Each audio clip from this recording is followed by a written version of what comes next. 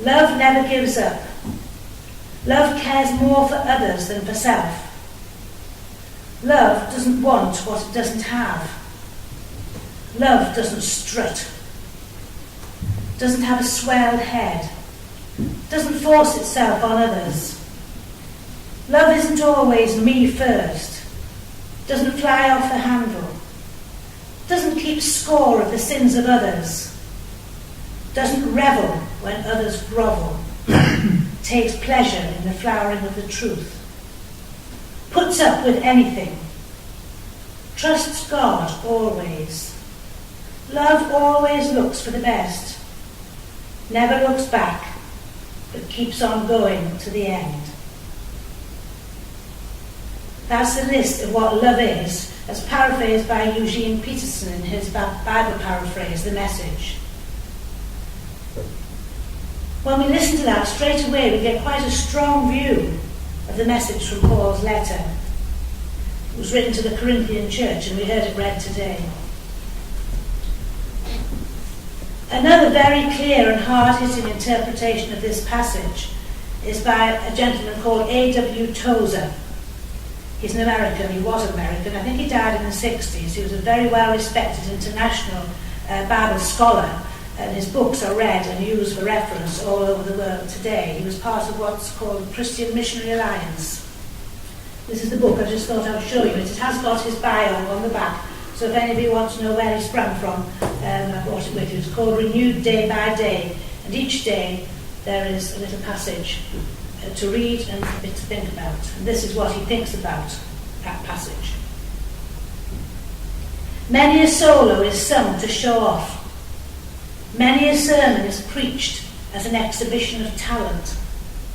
Even missionary activity may become competitive, and soul winning may degenerate into a sort of brush salesman project to satisfy the flesh. A good way to avoid the snare of empty religious activity is to appear before God every once in a while with our Bibles open at the 13th chapter of 1 Corinthians. This passage, though rated one of the most beautiful in the Bible, is also one of the severest to be found there. The apostle takes the highest religious service and consigns it to futility unless it is motivated by love. To sum it up, we may say simply that in the sight of God, we are judged not so much by what we do as by our reasons for doing it. In the sight of God, we are judged not so much by what we do as by our reasons for doing it. When we use the word love, what do we mean? It's such a very limited word, but it's the only one we have in our English language to express that particular feeling we all understand.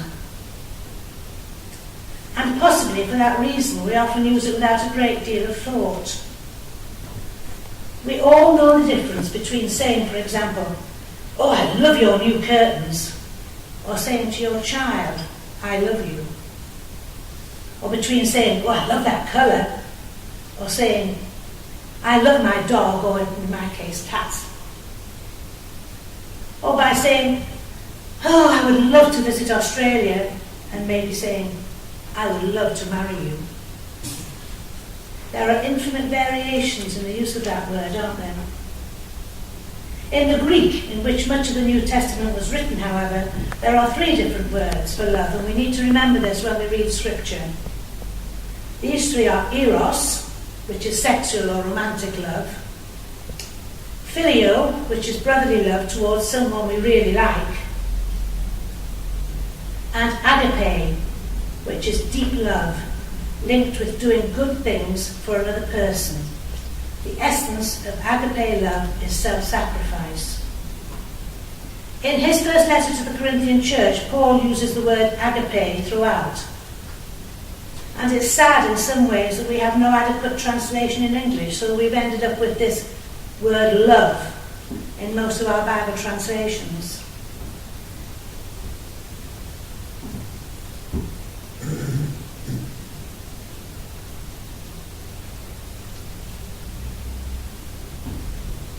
I wonder what you felt or thought when you heard that reading today.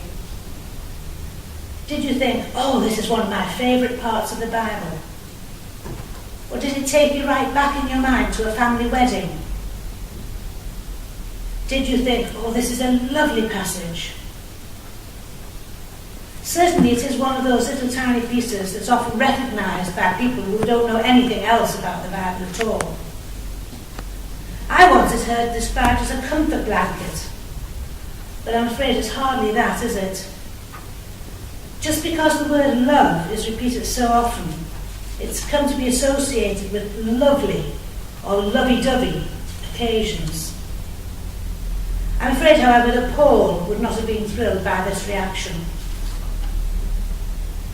As with many of his letters, it wasn't meant to make people comfortable or complacent.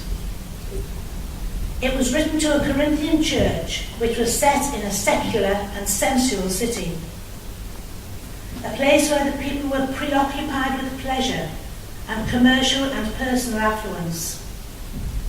It was an early Christian community trying to live in a society actually not that different to what we've got today. Paul spent about a year and a half in Corinth establishing a church in what was a very cosmopolitan city.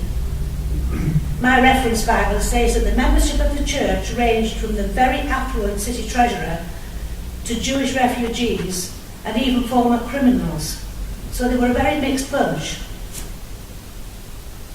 Paul went to great pains to teach them very thoroughly while he was there, but as soon as he left, there were strong attempts to undermine his authority. Pagan influences and practices threatened to engulf the church. So when Paul heard of these problems while he was on his further travels, actually he was in Ephesus when he wrote this letter, he wrote letters, sermons in fact, in an attempt to help to correct them. And now we read these sermons in church as letters to us, so that the words can help and correct us if we will let them. So remembering this, I thought it would be helpful if we looked a little bit more closely at some of the statements in that reading, just at what Paul was actually teaching the churches then and now. Love is patient. Have you heard the expression, Lord, give me patience, but hurry? Personally, I find patience quite an interesting quality. When I don't need it, I want it, and I know I should practice it. But when things start to irritate me and frustrate me, and I really need to have patience, I just don't want to be that patient. The Greek comes from two words actually, meaning long-tempered. If you are patient, you are slow to anger. You endure personal wrongs without retaliating.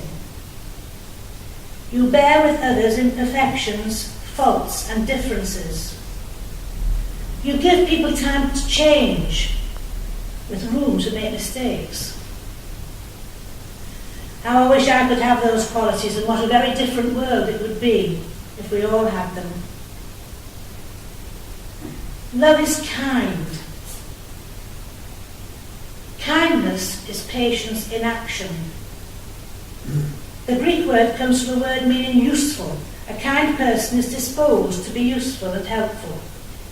He or she seeks out and meets the needs and looks for the opportunities to meet others' needs without any repayment. A kind person is also noticeable for being forgiving when wronged. I had down notable and noticeable in that space because it's notable. It's also noticeable, isn't it, if somebody actually forgives when wronged. A kind person shows kindness in response to harsh treatment. In Luke's Gospel, when we read that Jesus said, "And if you do good to those who do good to you, what credit is that to you? For even sinners do the same thing.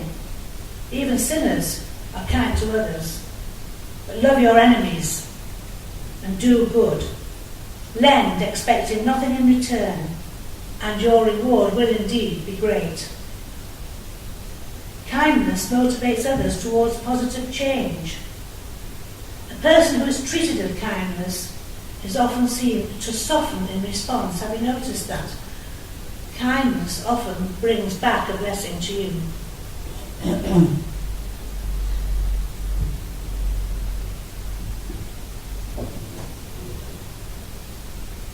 Love doesn't envy. Some translations use the word jealous. Love is not jealous. That word means to eagerly desire, and in a negative sense it's related to greed and selfishness. The jealous person wants what others have. He wants things for himself. That person is too selfish to applaud others' success, but has to have all the attention. In his letter, James says that jealousy is often the source of quarrels and conflicts. Of all the emotions we struggle with, jealousy must surely be potentially one of the most destructive. I think we're actually beginning to, see, isn't it just lovely feeling about this reading already? It isn't that lovely at all, is it? Love doesn't boast and isn't proud. These two ugly words are related.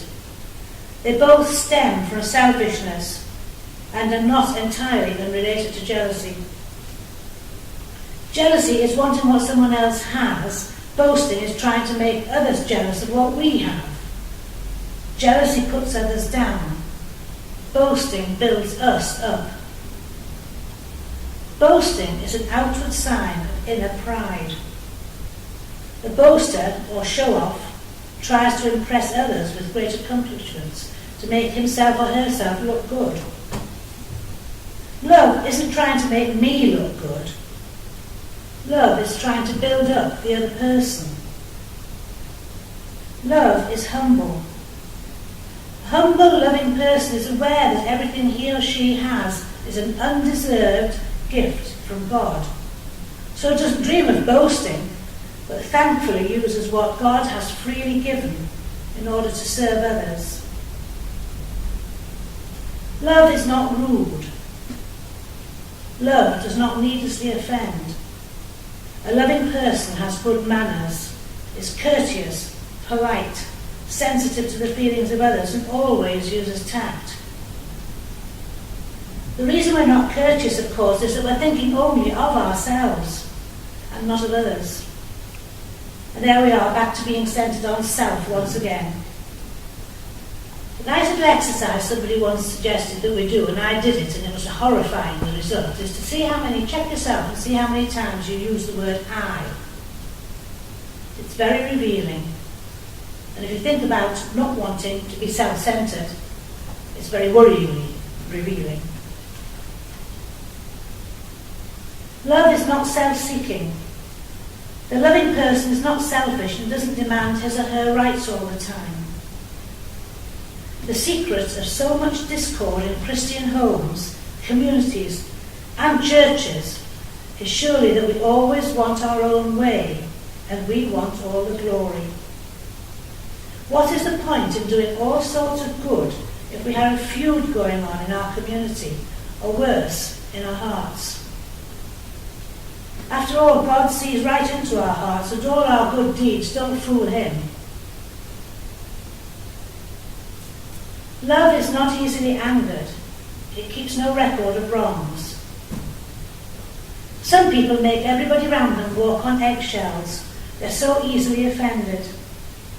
If one little thing doesn't go their way, they can explode and tend to use their temper to intimidate and punish others. Of course, this is often done without the person realising what he or she is doing. I have to be allowed to be annoyed is often the reaction, or very commonly, it's just human nature, isn't it? A bad-tempered person might say they're sorry for having a bad temper and point out that it's only short-lived, and they always say sorry afterwards. But short-lived is a bomb exploding, and look at the devastation that can leave behind. And although there is sometimes a place for what we call righteous anger, usually, most frequently when we're angry, we're not being very loving. A loving person is also a forgiving person. A person who does not bear grudges. No loving person would try to get the upper hand or seek revenge. Quite simply, love forgives. I think that's enough. Do you know, as I was writing this, I was thinking about the 10 Commandments, and I was thinking that my reaction to both is very similar. How on earth can I do that? No chance, not without help. But we know we've got help, don't we? The truth is that what Paul is outlining here is the difference between the basic, or we would sometimes say fallen, human nature, and the new creation that we become through Jesus. I am a new creation. The greatest act of love that the world has ever known was done when God sent his only Son to die a horrible death, and by doing so take the punishment for all those times that we fail to love, all those things we get wrong. And he did that just because he wanted to restore his relationship with us, his children. God did that because he loves us. He loves you, and he loves me, and he loves us all so very much. For God so loved the world that he gave his one and only Son, that whoever believes in him shall not perish, but have eternal life. Guess how much I love you, said Big Nut Brown Hare to Little Nut Brown Hare. How much, said Little Nut Brown Hare. Big Nut Brown Hare stretched out his arms as wide as they would go. I love you this much, he said. That is a lot, thought Little Nut Brown Hare.